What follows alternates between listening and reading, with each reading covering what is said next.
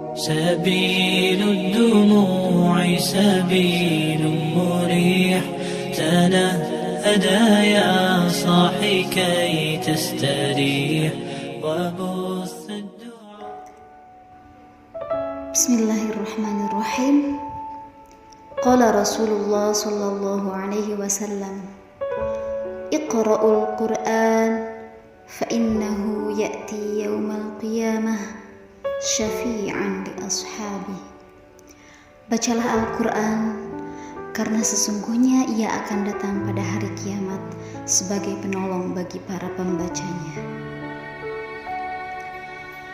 Marilah kita senantiasa membaca Al-Quran, karena semakin banyak kita membaca Al-Quran, maka akan semakin mudahlah urusan kita. Karena Allah lah yang mengurus urusan kita, sehingga waktu pun semakin berkah. Dan yang dimaksud dengan berkahnya waktu adalah ketika kita bisa melakukan banyak hal dalam waktu yang sedikit. Itulah berkah Al-Quran. Al-Quran akan membuat kita mudah bagaimana mengefektifkan dan memanajemen waktu. Bukan waktu yang mengatur kita, tapi kita yang mengatur waktu. Padahal, teorinya, orang yang membaca Al-Quran itu pasti menghabiskan banyak waktu, bahkan mengurangi jatah kegiatan lainnya. Tapi Allah lah yang membuat itu semua berkah, sehingga waktu dan hidup kita pun menjadi semakin efektif. Yakinlah Allah akan mencurahkan banyak sekali keberkahan dan kebaikan pada kita jika kita senantiasa berinteraksi dengan Al-Quran. Jagalah Allah, maka Allah akan menjaga kita.